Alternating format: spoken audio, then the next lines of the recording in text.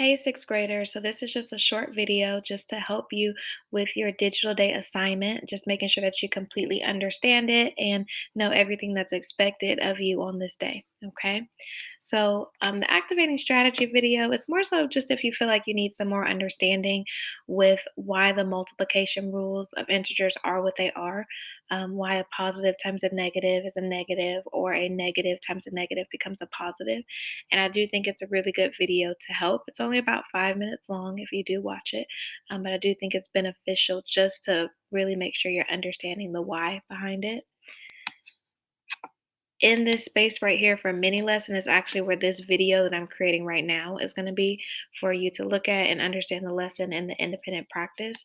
Make sure that you're watching this. I guess you would be if you're clicking on it, but underneath the video is just that quick triangle rule to help you remember what the product is going to come out to be when you're multiplying. If you have a negative times a positive, then the only thing that's left is negative, so your product is going to be negative.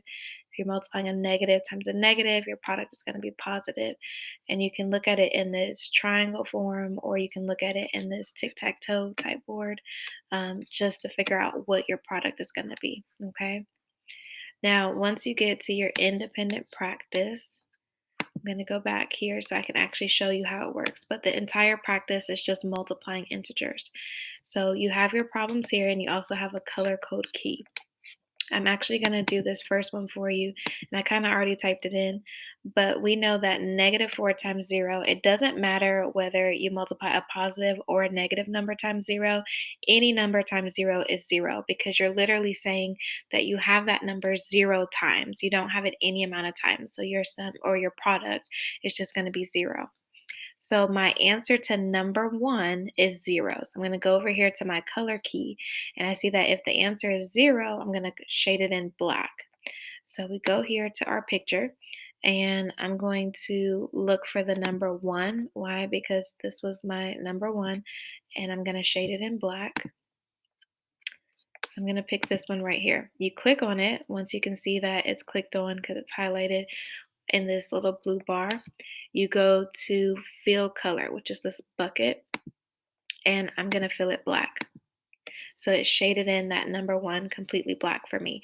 And you would do that for all the number 1s because the answer to number 1 is 0, and we color in all of our zeros black. Now, one thing I do want to point out with this color key, when you think of a number like -41 or less, of course, -41 is going to be green. So if you got -41 for any of these, it would be green. But when you think of a number that's less than -41, I want to make sure that we're thinking of numbers like -50, -100, -200. I know in theory they seem like they're larger, right? But they're at larger negative numbers. So we're actually getting further and further away from 0. And because of that, they're actually less. So remember, the further we get away from 0 on the negative side or to the left of 0, we're actually becoming less. And one way you can think of it is, would you rather owe someone $41 or owe them $200, right? You'd rather just owe them $41. So if you did owe someone $200, that would definitely be less. Okay, so -41 or less, -40 to -21. That's going to be numbers like -22, -30, -33, -39, -20 to -1. That's numbers like -3, -19, -18, -17.5. I don't know if any of them come out to be decimals. It doesn't look like they do. But those are all numbers like that. And once you get on the positive side, it shouldn't be too confusing.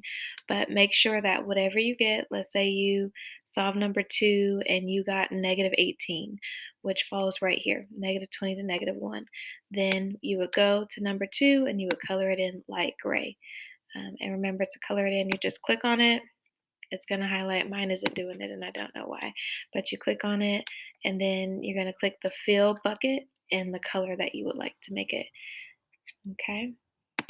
And then the last thing that you'll do is for your summarizing, you'll pick one of these problems, just one that you want to solve, and you'll make a discussion post with the answer for which one of these answers that you believe in and why you believe that that is the answer. So you only have to pick one of the 5 you can choose, and then a discussion post about which answer you think is correct and why. And we'll see you guys on Wednesday.